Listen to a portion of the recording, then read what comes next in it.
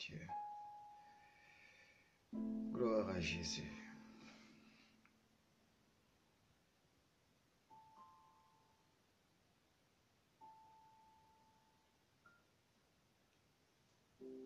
Oh Dieu.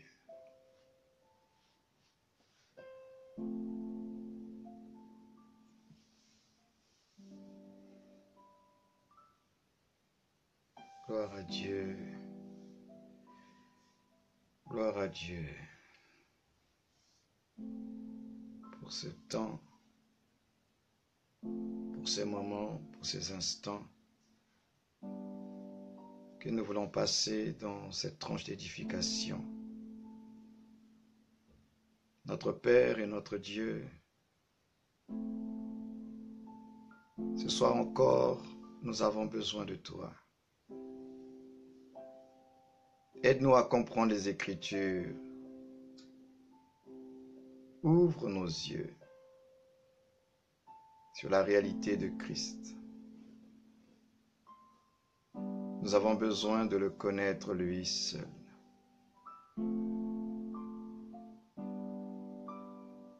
Il est le modèle que nous devons suivre. Ce soir,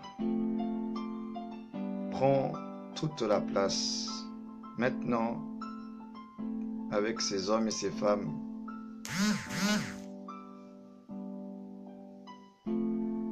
qui sont connectés et qui ont besoin de recevoir la semence de ta parole. Alors parle encore, Seigneur, tes serviteurs écoutent. Que la paix de Jésus-Christ, celui qui est, qui était et qui revient bientôt, soit sur vous ce soir, qui êtes connectés. Pour tous ceux et toutes celles qui ont envie de grandir dans la connaissance de la personne même du Christ. C'est une grâce ce soir et nous bénissons Dieu pour l'opportunité qu'il nous accorde de pouvoir édifier des hommes et des femmes qui sont connectés ce soir. La louange et la gloire reviennent à celui qui est assis sur le trône, dont les signes avant-coureurs de son retour de gloire sont de plus en plus manifestes sur la terre. Lui qui est l'espérance de l'Église, l'attente des croyants, celui que nous avons adoré pendant des années sans l'avoir vu, nous le verrons tel qu'il est, car nous serons transformés à son image. Jésus-Christ revient bientôt et l'Église est dans la joie, l'Église est dans l'attente de son époux. Que son nom soit béni ce soir, que son nom soit béni. Alors, shalom à tous, shalom à toutes, vous qui êtes connectés ce soir pour cette tranche d'édification. Que la paix de Jésus-Christ soit sur vous, dans vos maisons, là où vous êtes connectés. Et je prie que le Seigneur vous accorde grâce et faveur divine. Je prie que le Seigneur se révèle davantage à vous en ces temps qui sont les derniers, en cette dernière heure. Dernière heure où de plus en plus nous avons besoin de pouvoir connaître celui en qui nous avons cru. Face à une société qui évolue de plus en plus dans les anti-valeurs, nous avons besoin de nous attacher au cep qui est notre Seigneur. Nous avons besoin de connaître celui en qui, par qui et pour qui Dieu fait toutes choses. Jésus est le Christ de Dieu et Christ est le mystère même de la divinité. Ce soir, nous allons partager sur Christ en tant que le modèle véritable du culte. Christ révélé dans le tabernacle de Moïse. Nous avons vu la semaine passée que Dieu, lorsqu'il a envoyé Moïse délivrer les enfants d'Israël, il l'a envoyé avec un mandat, avec un message. Et le message de Moïse à Pharaon, nous l'avons dans Exode chapitre 3, chapitre 5, 4. Il dit dans chapitre 4, verset 22, Exode 4, verset 22, tu diras à Pharaon, ainsi parle l'Éternel, Israël est mon fils, mon premier-né. Je te dis, laisse aller mon fils pour qu'il me serve. Laisse aller mon fils pour qu'il me serve. Dans le chapitre 5 d'Exode, verset 1er, Moïse et Aaron se rendirent ensuite auprès de Pharaon et lui dirent, ainsi parle l'Éternel, le Dieu d'Israël, laisse aller mon peuple pour qu'il célèbre au désert une fête en mon honneur. Alléluia. Laisse aller mon peuple pour qu'il me serve. Laisse aller mon peuple pour qu'il me célèbre dans le désert. Oui, pour ceux qui viennent de nous rejoindre, soyez bénis, bonsoir à vous. Que sa paix soit sur vous. Voilà. Donc, Christ,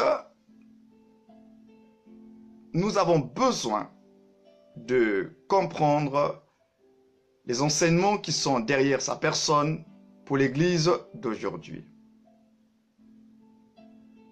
Donc, la volonté de Dieu, lorsque il a envoyé Moïse sortir les enfants d'Israël, non seulement ils ont bénéficié de la délivrance, mais également Dieu a dit que mon peuple qui sera délivré, ce peuple délivré, va devoir me servir dans le désert. Et on avait déjà abordé le sujet comme quoi le désert n'est pas une excuse. Le désert n'est pas un prétexte pour ne pas faire la volonté de Dieu, pour ne pas servir Dieu, pour ne pas adorer Dieu. Bien au contraire, c'est au désert que Dieu veut que nous puissions véritablement le célébrer.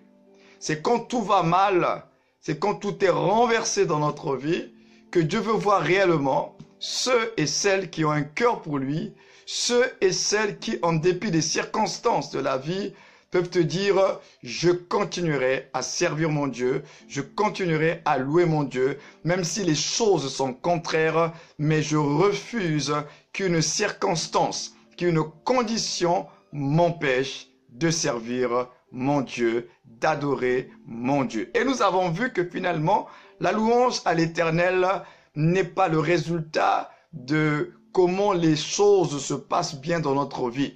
Il a tout simplement dit que tout ce qui respire loue l'Éternel. Si tu respires, même si tu es malade dans ton corps, sache que cette respiration que Dieu t'a donnée, c'est pour que tu loues Dieu pour ce qu'il est. Si tu respires, bien que tu sois dans des difficultés d'ordre familial, d'ordre administratif, si tu as encore le souffle de vie, c'est pour qu'avec ce souffle de vie, que tu puisses louer l'Éternel pour ce qu'il est d'abord. Donc c'est important que nous puissions le comprendre que la louange à l'Éternel ne dépend pas de ce qu'il fait, mais ça dépend d'abord de ce qu'il est. C'est que Dieu est. Nous élevons Dieu pour ce qu'il est.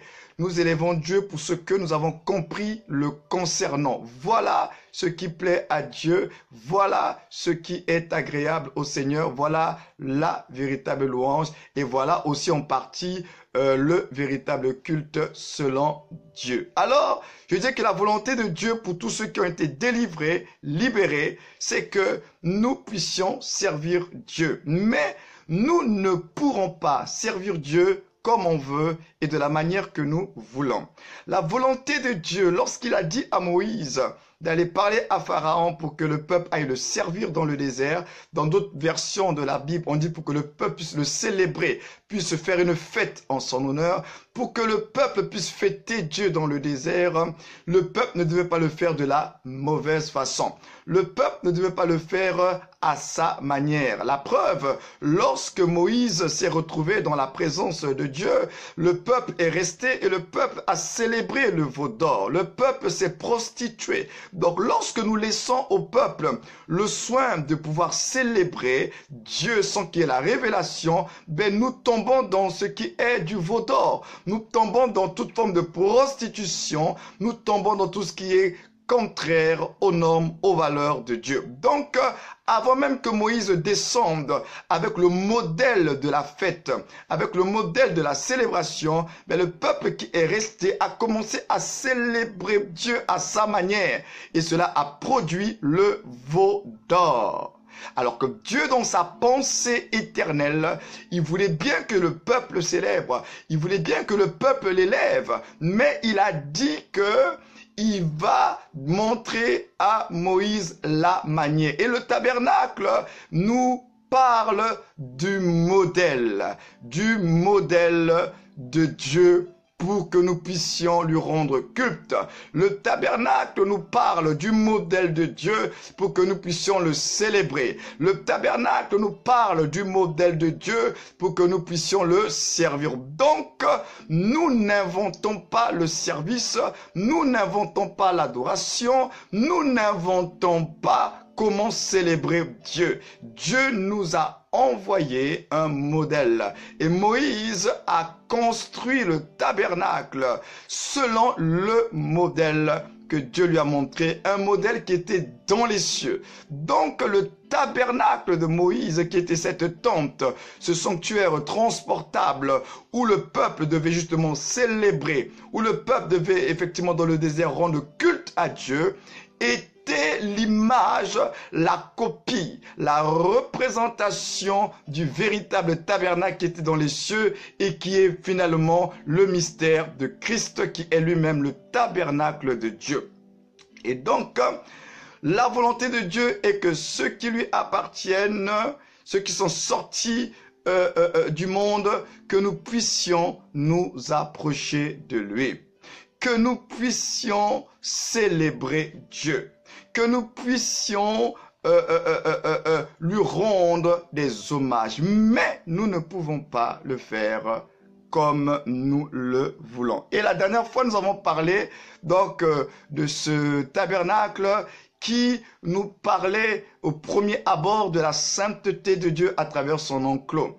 Ce tabernacle nous parle d'abord de la divinité de Dieu lui-même, nous présente la sainteté de Dieu. Dieu est saint et tout ce qui est rattaché à Dieu porte la marque de la sainteté. Dieu, le Père, est saint. Le Fils est appelé le Saint-Enfant. L'Esprit est Saint-Esprit. Donc tout ce qui touche à Dieu est marqué du sceau de la sainteté. D'ailleurs, même dans les cieux, c'est sa sainteté qui est célébrée, c'est pas autre chose, c'est la sainteté de Dieu qui est célébrée. Et ensuite, nous avons parlé de la porte la dernière fois, que ce tabernacle avait une porte, pas plusieurs portes.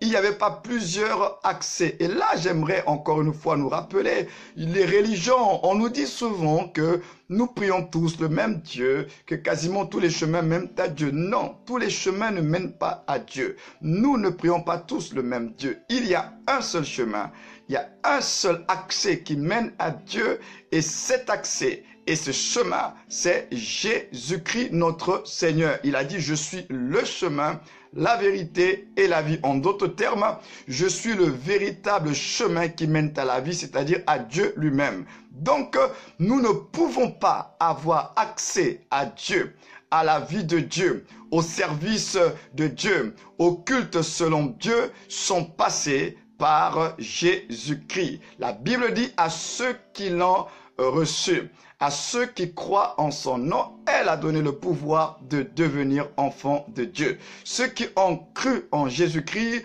ont reçu le pouvoir, le privilège de devenir enfants de Dieu et ils ont maintenant accès au royaume de Dieu, c'est-à-dire à l'environnement de Dieu. C'est pourquoi Jésus disait à Nicodème, si quelqu'un ne naît pas de nouveau, ne naît pas d'eau et d'esprit, il ne peut voir le royaume de Dieu et il ne peut entrer dans le royaume de Dieu. Pour pouvoir entrer dans le royaume de Dieu, entrer dans l'environnement de Dieu, pour pouvoir être en communion avec Dieu, nous avons besoin d'entrer par la porte qui est Jésus, notre Seigneur. Alléluia. Maintenant, quand nous rentrons dans cette porte, nous nous retrouvons dans une cour qu'on appelle le parvis.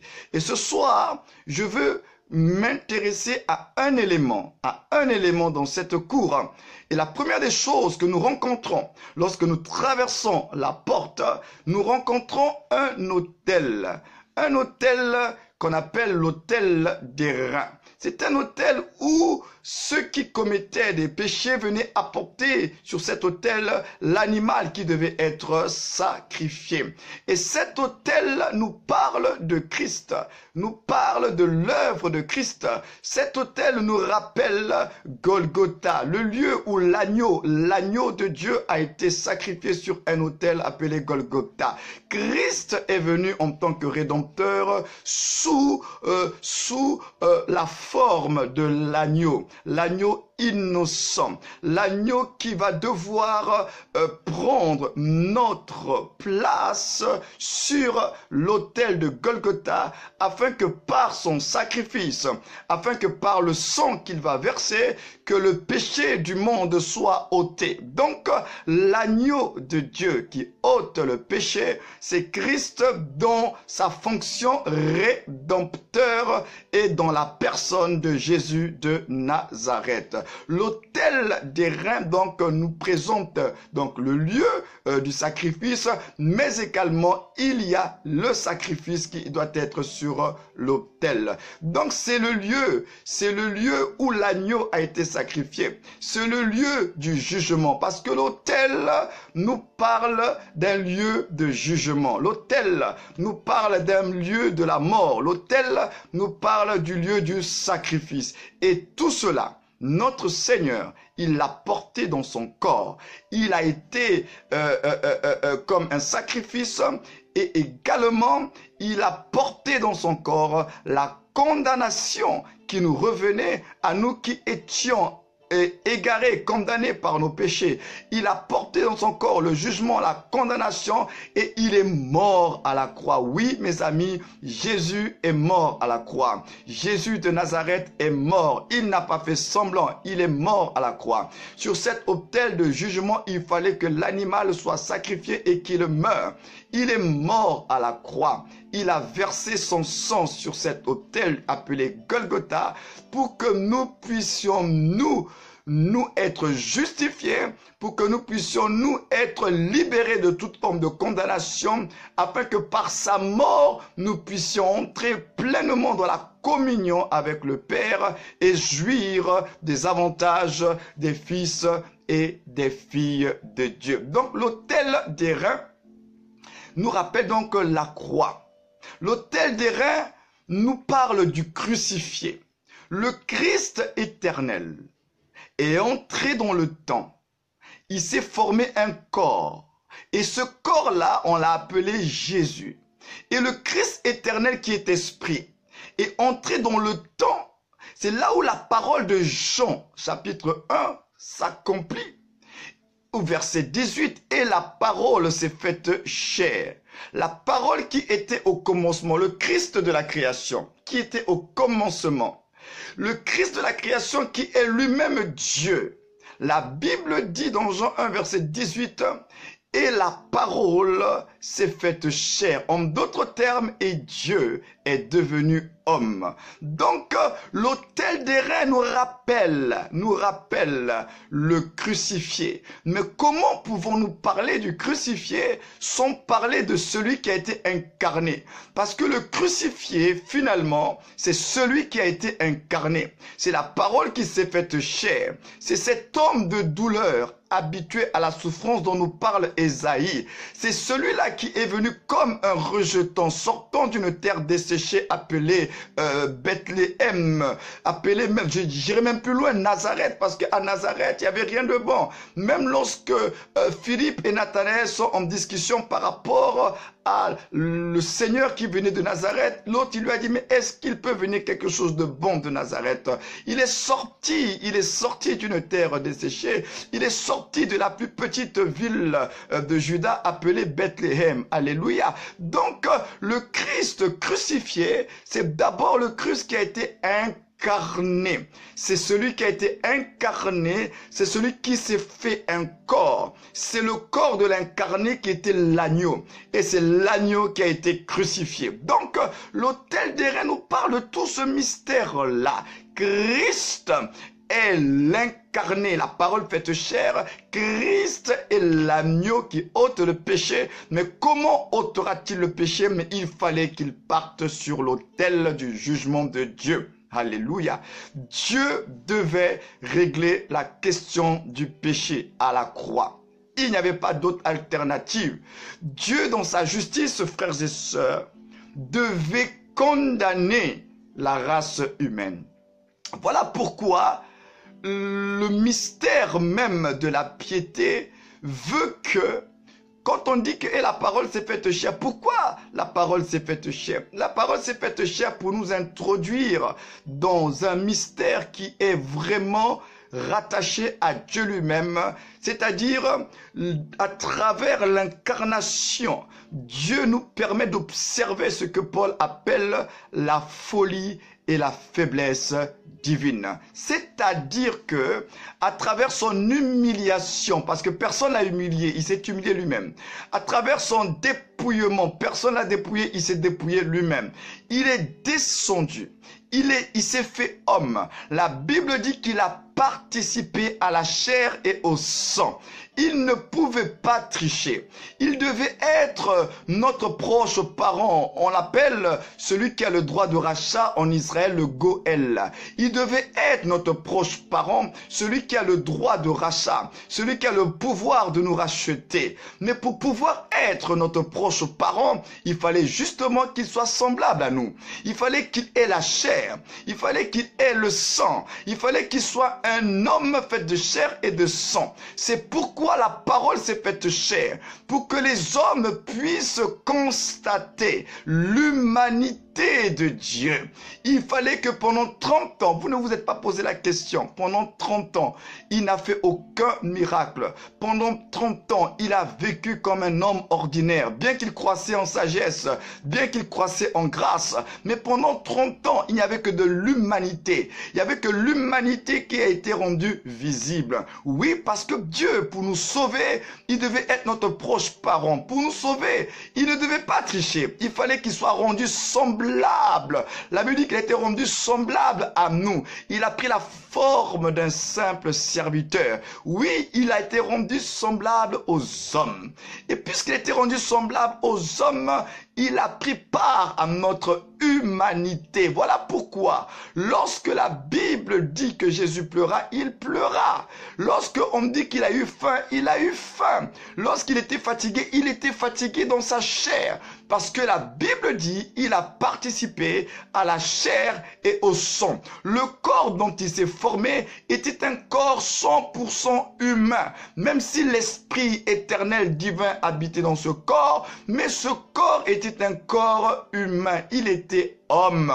Voilà pourquoi Ésaïe, lorsqu'il parle de lui, Ésaïe 53, on a dit homme de douleur habitué à la souffrance. Il était homme. Dieu ne pouvait pas racheter les hommes sans être lui-même un homme. C'est pourquoi Jean dit, et la parole s'est faite chair. Il a revêtu notre humanité, il est devenu l'agneau. L'agneau, le seul sacrifice qui pouvait ôter le péché. Parce qu'autrefois, les animaux qu'on a portés à l'autel des reins n'étaient qu'une image, n'étaient qu'une figure du véritable sacrifice qui devait s'opérer à travers l'agneau qui est Jésus notre Seigneur. Donc, tous les autres sacrifices n'avaient pas la force et la puissance d'ôter le péché. Le sang de tous les boucs, le sang de tous les animaux de l'ancien temps, avant la manifestation de Jésus de Nazareth, n'avait pour but que de recouvrir le péché. Mais le péché était toujours là. Mais Dieu s'était réservé un sacrifice où le péché ne sera plus recouvert, mais le péché sera ôté à travers le sacrifice de l'agneau. Donc il s'est fait un corps et à travers ce corps, il est venu lui-même en chair pour terminer sur l'autel de Golgotha. L'autel de rein donc nous révèle Christ crucifié, mort pour nos péchés. Donc l'autel de rein nous rappelle, frères et sœurs, l'horreur du péché. Ouais, la Bible dit que le salaire du péché, c'est la mort. L'horreur du péché. La fin du péché. Regardez ce qui s'est passé à la croix. L'autel des reins nous rappelle l'injustice même des hommes. Condamner un innocent, condamner un coupable, l'injustice des hommes face à la justice de Dieu. L'homme juste, Jésus de Nazareth, a subi la colère, la méchanceté et l'injustice des hommes par le sacrifice de la croix. Donc l'autel des reins nous envoie un message très fort, que Christ a pris notre jugement sur lui. Et donc, puisqu'il a pris notre jugement sur lui, il n'y a plus de condamnation pour ceux qui sont en Jésus-Christ. Parce que Jésus-Christ est venu comme le dernier Adam. En d'autres termes, il est venu comme le substitut, celui qui prend notre place. Il est venu comme étant celui qui va répondre à notre place. Et donc, tout ce qu'il allait faire, nous en étions bénéficiaires. Donc, sa justice nous a été créditée. Sa justice nous a été créditée. Il a pris sur lui notre condamnation et nous avons pris la justification divine. En d'autres termes, c'est comme si son vêtement de justice, face à notre vêtement souillé par l'injustice de nos actes, il s'est déshabillé, il s'est dépouillé, il s'est humilié, il a enlevé son vêtement de justice, de sainteté et de gloire, il a pris son vêtement, il nous l'a donné. Nous avons été dépouillés de notre vêtement de péché et d'injustice, il a pris ça sur lui et il est mort à la croix. La Bible déclare dans Isaïe 53, le châtiment qui nous donne la paix est retombé sur lui. Pourquoi? Parce qu'il a revêtu notre humanité, il a revêtu nos péchés, il a revêtu toute notre injustice, il a revêtu tous nos manquements, il a revêtu tous nos blasphèmes, il a revêtu toute notre idolâtrie, il a revêtu notre nature pour que nous puissions être libérés de l'emprise, de la puissance, de la condamnation du péché. Alléluia. Donc, Christ, à travers l'autel des reins, nous rappelle l'œuvre de la croix. La croix. La croix est l'élément central de la vie chrétienne. L'œuvre de la croix est l'élément central de la vie chrétienne. Tout se passe à la croix. Tout se passe à la croix. C'est à la 9e heure sur cette croix qu'il a crié. Tout est accompli. Donc, s'il n'était pas à la croix, s'il n'y avait pas eu la 9e heure, nous serions encore dans nos péchés.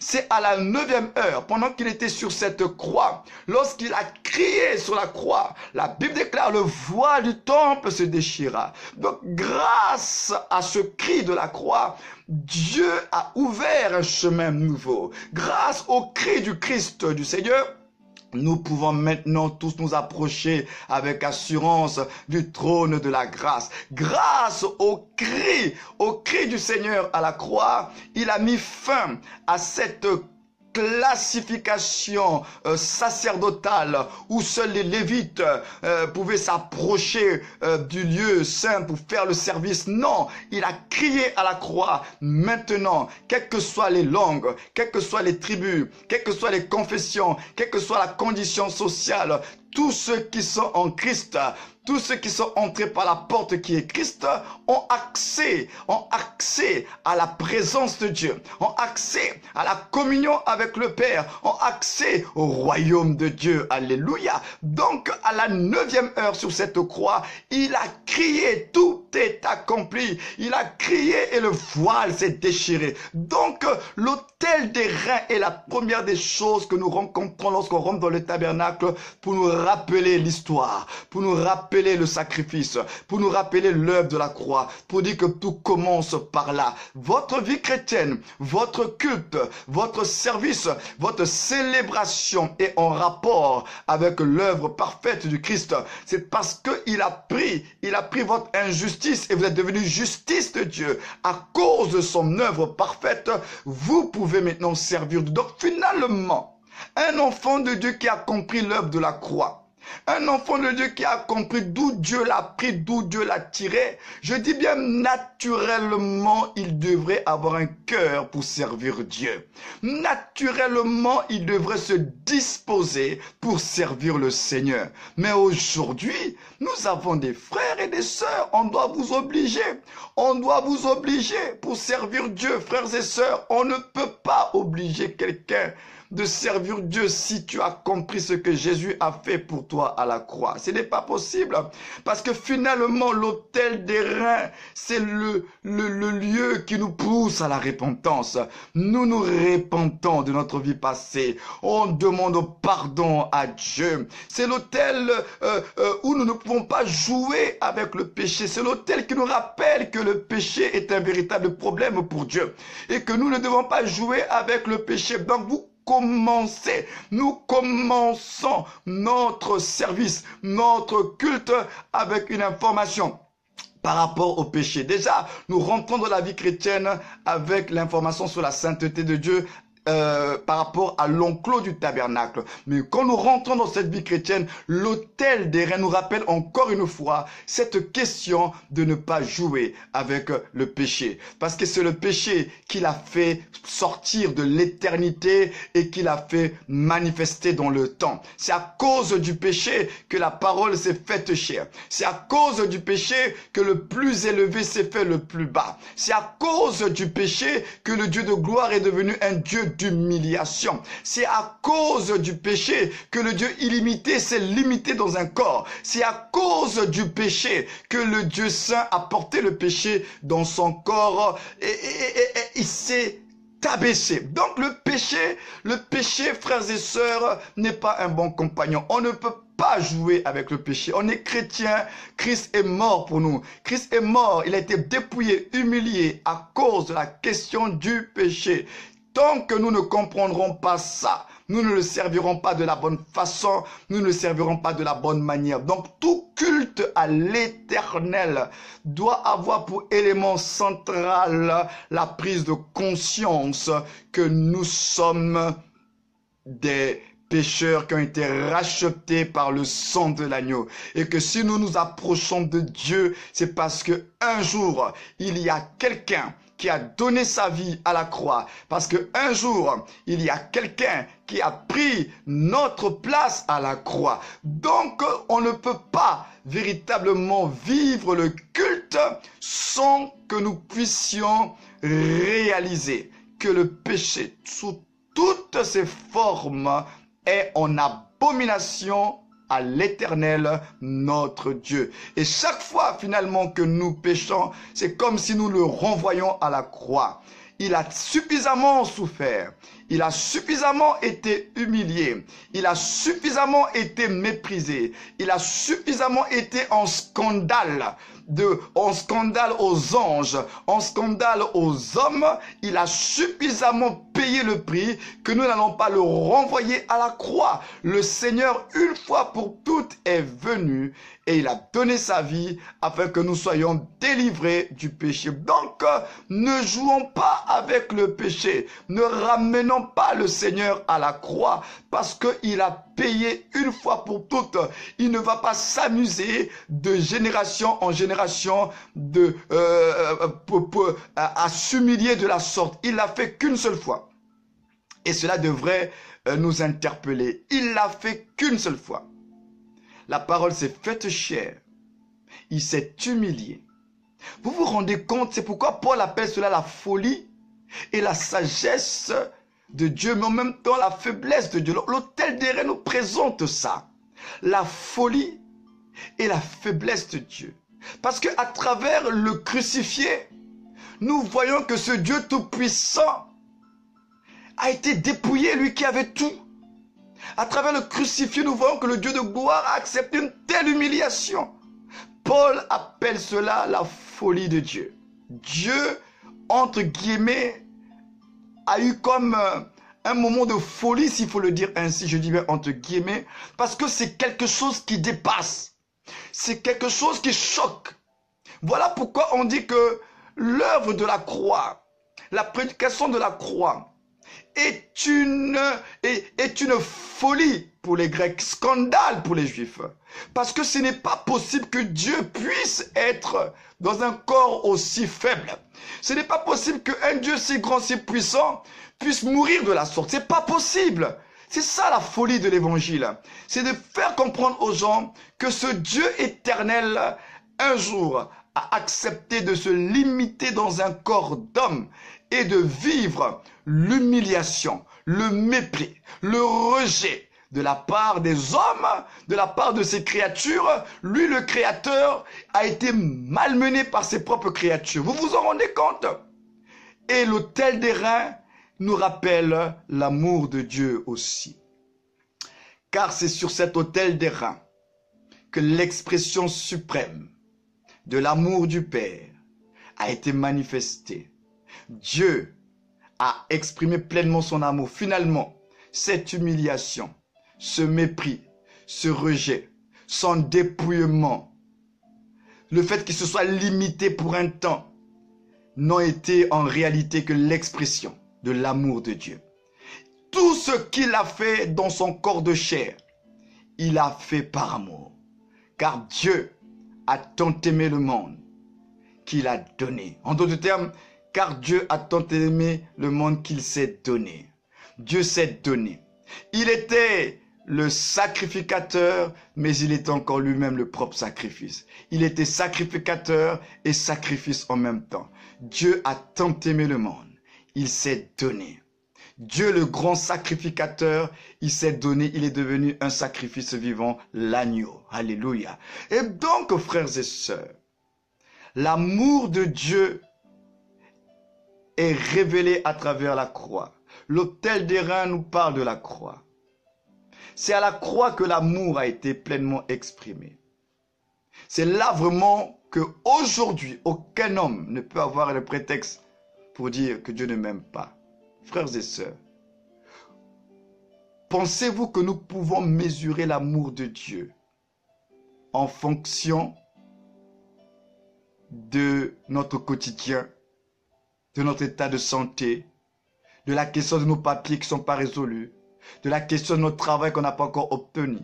Pensez-vous que le fait que vous n'ayez pas encore le travail d'enfant, la santé, vous n'êtes pas encore guéri, pensez-vous que cela est juste que, à travers cela, on puisse dire que Dieu ne nous aime pas?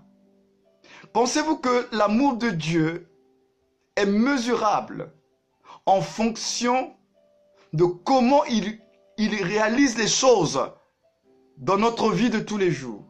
Mais que pensez-vous de l'éternité? Christ est venu régler la question la plus importante, la question spirituelle, qui touche à notre éternité. Parce que notre vie physique, elle passera. Nous ne vivrons pas éternellement dans ce corps. Au ciel, il n'y aura pas toutes les réalités que nous avons ici. D'ailleurs, quand Christ reviendra, même si tu es malade dans ton corps, la Bible dit que le corps, là, corruptible, revêtira l'incorruptibilité. Même si tu es handicapé dans ce corps avant que Jésus revienne. Mais le corps de gloire que nous attendons, ce n'est pas un corps handicapé. Donc tu dois comprendre que la vie présente n'est pas comparable à la vie future que nous aurons avec le Seigneur. Il est venu régler la question éternelle. Et nous, pour des choses temporaires, Nous remettons l'amour de Dieu en question.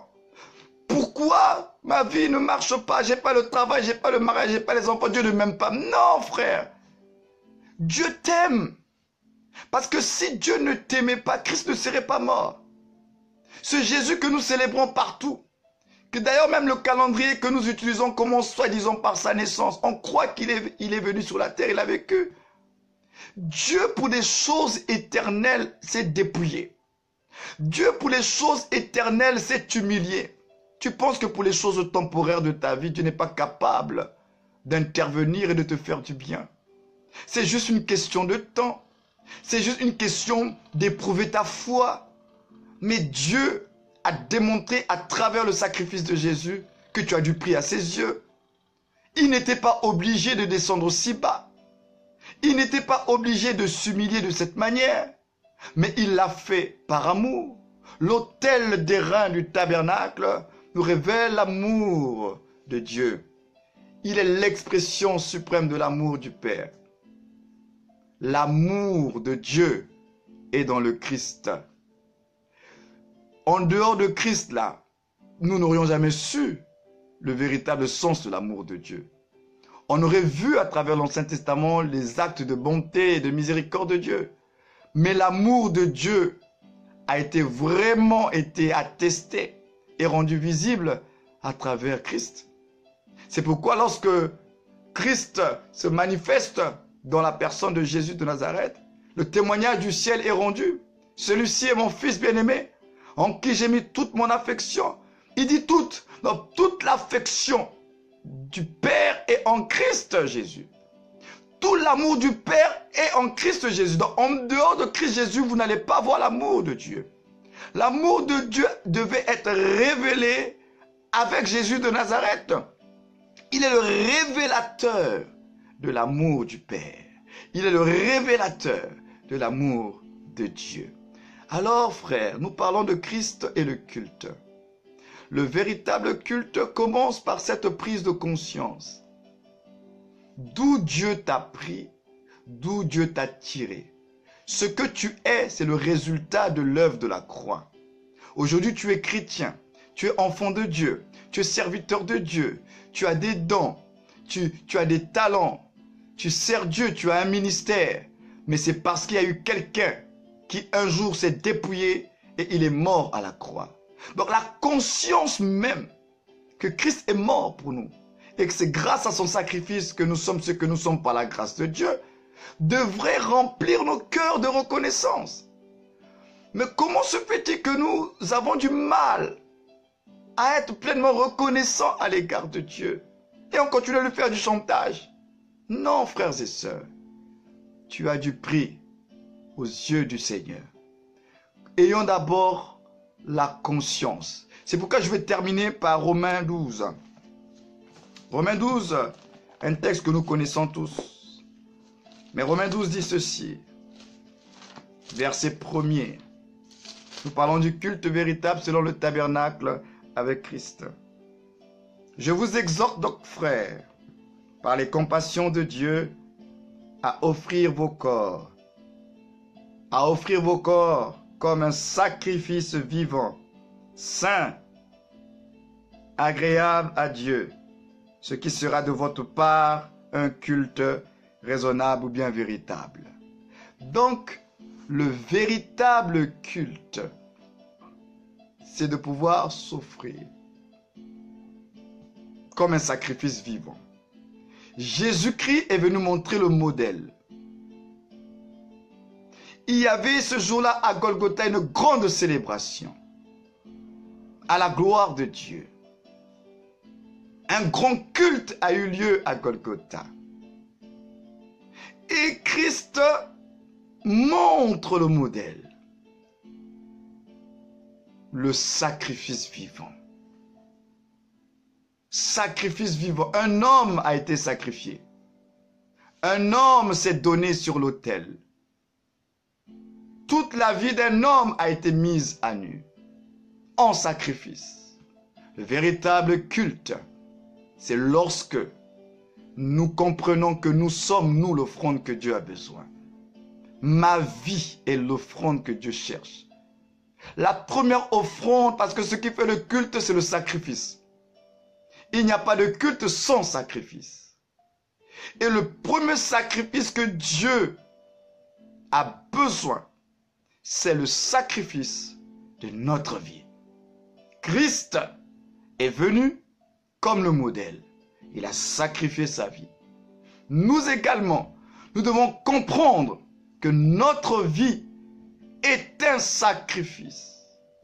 Nous ne nous appartenons plus. Christ a été crucifié, pas pour lui-même, mais il l'a fait pour nous. Il l'a fait pour nous. Tout ce qu'il a accompli de Gethsemane jusqu'à Golgotha, c'était pas pour lui, c'était pour nous. Nous également qui sommes en Christ, nous devons nous sacrifier pour lui. Alléluia. Nous faisons tout pour sa gloire. Il devient notre cause. Il devient notre cause. Lui, il s'est sacrifié pour nous. Nous également, nous sommes un sacrifice pour Dieu. Ma vie doit chanter. Ma vie doit célébrer la gloire du Dieu Tout-Puissant. À travers ta vie, il veut tirer la louange. Alléluia. Christ est le modèle. Donc la première des choses, nous devons comprendre que le véritable culte selon Dieu, c'est que nous devons être un sacrifice. Un sacrifice pour Dieu. Je ne m'appartiens plus. J'appartiens à Dieu. Je ne m'appartiens plus. Je suis réservé pour Dieu. C'est pourquoi il a dit offrez vos corps. Offrez vos corps. En d'autres termes, tu es mis à part pour Dieu. Ta vie est mise à part pour Dieu. Nous sommes mis à part pour Dieu. Alléluia. Oh, merci Seigneur. Merci pour le sacrifice de la croix. Merci pour Golgotha. Il est le modèle du culte véritable. Nous ne pouvons pas offrir un culte en dehors de la manière de Christ. Je suis l'offrande de Dieu. Je suis l'offrande de Dieu. Je suis l'offrande de Dieu. Chaque fois que tu as le culte, tu dois toujours comprendre cette réalité. C'est toi l'offrande. La réussite du culte ne dépend pas de ceux qui jouent la musique. La réussite du culte ne dépend même pas de la prédication que vous écoutez. La réussite du culte, ça dépend de toi. Parce que c'est toi l'offrande que Dieu cherche. Le véritable culte, c'est toi. Donc ça veut dire que quand tu viens adorer ton Dieu, c'est toi qui viens adorer. Musique ou pas musique, instrument ou pas instrument, il a dit que tout ce qui respire loue l'Éternel. Parce que tu as le souffle de vie, loue ton Dieu. Même s'il n'y a pas d'instrument, loue ton Dieu. Aujourd'hui, nous avons fait du culte une dépendance par rapport au chantre. Et on a donné un lourd fardeau au chantre. On est même arrivé à dire que la qualité du culte dépendait des chantres et du prédicateur. Un fardeau qui pèse sur les chantres comme si c'était eux qui faisaient le véritable culte. Le culte, nous sommes tous des offrandes. Les chantres sont là juste pour nous conduire. Mais c'est chacun qui est l'offrande devant Dieu. Chacun est l'offrande devant Dieu. Si tu t'es mal préparé, si tu n'es pas bien disposé, si tu n'as pas un cœur de reconnaissant à l'égard de ton Dieu, qu'on chante bien, qu'on chante pas Dieu là, mais ça marchera pas. Donc finalement le culte, quand tu dis que non, voilà, regardez même. Nous avons cet abus de langage, on dit oui le culte s'est bien passé. Sur quelle base nous disons que le culte s'est bien passé? Toi tu dis que le culte s'est bien passé parce qu'on a bien chanté. Tu dis que le culte s'est bien passé parce qu'il y a une atmosphère dans la salle. Tu dis que le culte s'est bien passé parce qu'il y a une bonne prédication. Non. Le culte, ce n'est pas tout ça. Le culte, c'est d'abord toi-même. C'est toi l'offrande que Dieu cherche. Tu es l'offrande de Dieu. Donc la qualité du culte dépend de tes dispositions intérieures. Donc si le culte marche, ça dépend de toi. Ça ne marche pas, ça dépend aussi de toi. C'est toi qui es l'offrande. Donc arrêtons de mettre le poids du culte sur les chantres. Arrêtons de mettre le poids du culte sur les intercesseurs et même sur le prédicateur. Non. Le culte véritable, c'est nous-mêmes. Donc quand je viens dans le rassemblement des saints, je viens comme une offrande pour Dieu. J'ai pas besoin qu'on me dise ce qu'il faut faire. Dès l'instant où j'entre dans sa présence, avec la communion des frères, celui qui dirige, il dit on va adorer le Seigneur. Adore Dieu. Mais aujourd'hui, on n'a plus un cœur d'adorateur quand on vient dans sa présence. On attend ce qui va se passer autour de nous pour adorer. Non, l'adoration est quelque chose de personnel. Et pour véritablement adorer Dieu, tu n'as pas besoin de la musique. Tu n'as pas besoin de la musique. Tu peux commencer à adorer Dieu, à célébrer ton Dieu sans la musique. Le Seigneur a besoin des véritables offrandes pour le véritable culte. Le véritable culte, ça se passe dans le cœur. Et Christ, à travers sa vie, il nous montre, frères et sœurs, comment doit être le culte.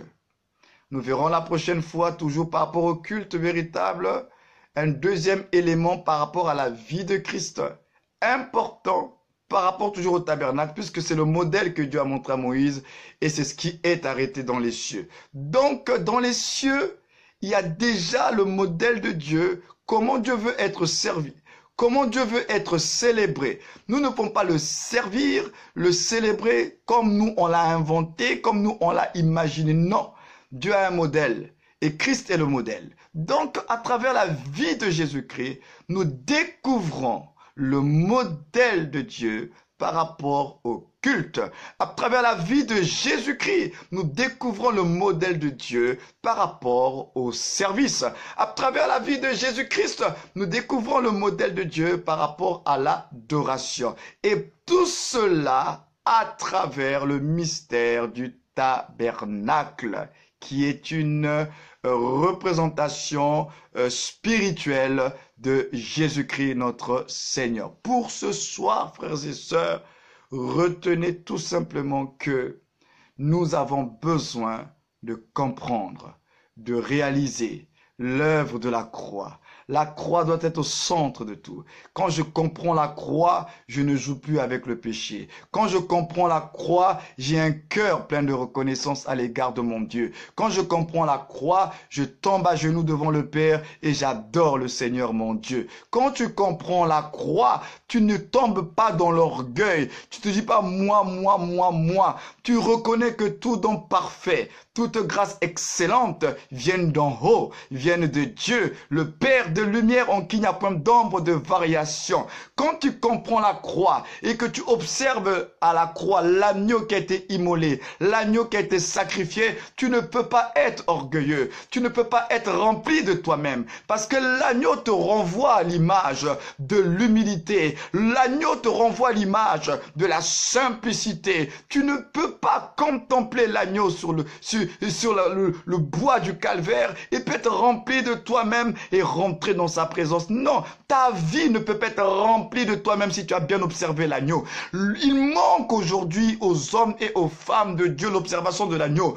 Qui est notre modèle? Qui observons-nous? Plus tu vas le contempler, tu verras, mais lui, il avait tout. Il s'est dépouillé. Il était le plus élevé. Il est descendu si bas. Il était le glorieux, mais il était dans l'humiliation. L'agneau nous enseigne l'humilité et la simplicité. Lorsque je vis ma vie chrétienne, remplie de moi-même, remplie d'orgueil, qui contemple? Qui est celui que je contemple le plus? L'agneau sur la croix. Donc la vie chrétienne, le service, le culte avec Dieu commence par contempler l'agneau. Nous devons contempler l'agneau qui a été sacrifié, l'agneau qui a été immolé, l'agneau qui a livré sa vie à la croix. Et l'agneau va nous renvoyer, comme je l'ai dit tout à l'heure, un bon message, le message de l'humilité. L'agneau, lorsque tu l'observes à la croix, il est tout simplement en train de te dire, sois humble. Sois humble. sois humble, sois simple. Tout ce que tu as, c'est moi qui te le donne. Regarde, je suis mort à la croix, je me suis dépouillé pour te revêtir de ma justice. Alors tu n'as rien. Sans moi, tu n'es rien. Tout ce que tu possèdes vient de moi. Alors ne t'enorgueillis pas. C'est moi qui fais l'œuvre en toi. C'est moi qui te justifie. C'est moi qui te pardonne. C'est moi qui te donne accès au Père. C'est moi qui t'introduis dans le royaume de mon Père. Donc tu n'as pas à t'enorgueillir des grâces, des talents que je te donne. L'agneau nous enseigne. Donc l'autel des holocaustes nous envoie tous ces messages-là. Tu ne peux pas t'approcher de Dieu rempli de toi-même. Tu ne peux pas t'approcher de Dieu pour dire que voilà, aujourd'hui, si je ne fais pas le culte, c'est comme s'il manquait quelque chose à Dieu. Non! Même si tu manques la réunion de prière, tu manques la réunion d'adoration, Dieu ne perd rien. Dieu ne perd rien. C'est pour toi-même, pour ton propre bien. C'est pour ton bien. Donc, tu n'es pas là comme si Dieu te devait quelque chose. Dieu ne nous doit rien, frères et sœurs. Dieu ne nous doit rien.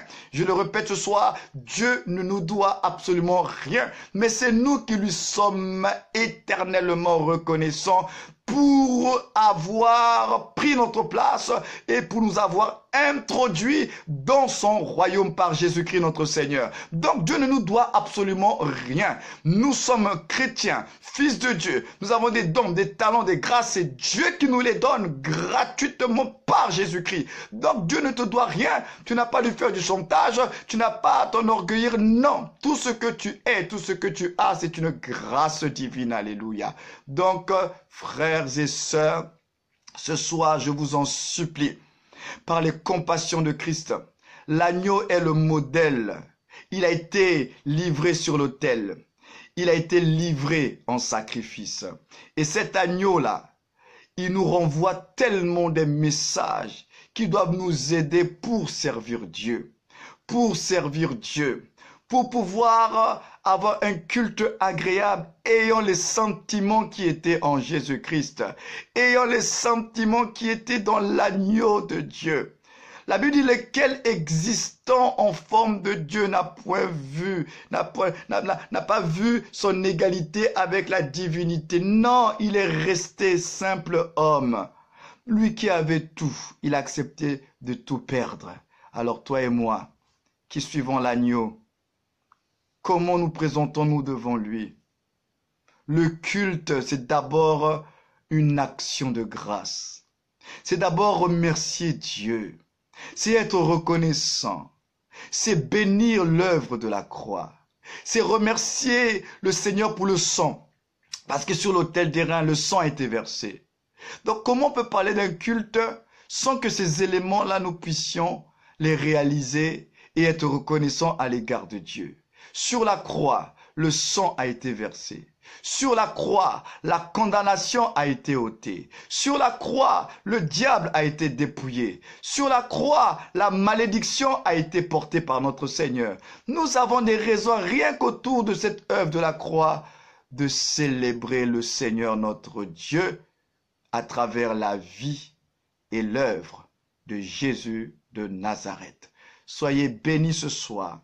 Et je prie que, après cette tranche d'édification, que votre manière de célébrer votre Dieu commence à changer.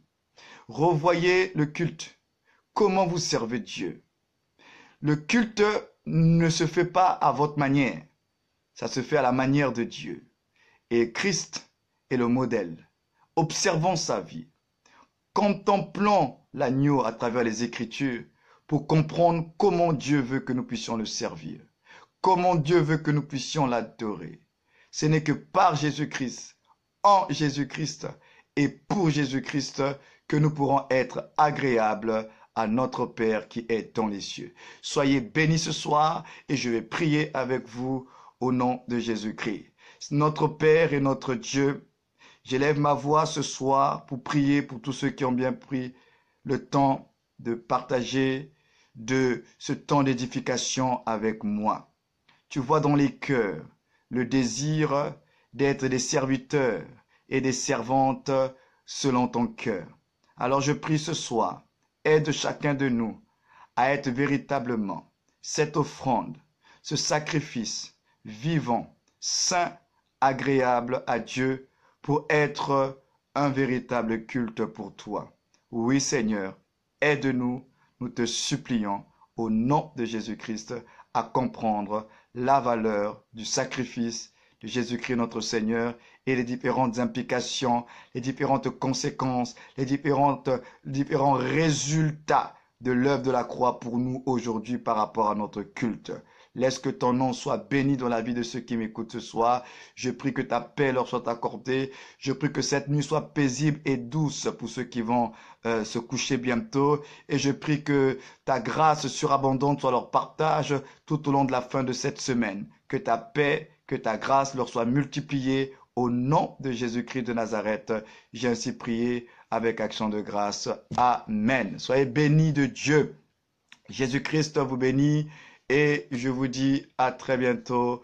La semaine prochaine, nous allons continuer à voir Jésus-Christ, le modèle du culte par rapport à la cuve d'airain. La cuve d'airain nous parle encore une fois par rapport à Christ et nous le verrons la semaine prochaine. Soyez bénis de Dieu. À très bientôt. Shalom, shalom à tous et bonne soirée. Que Dieu vous bénisse.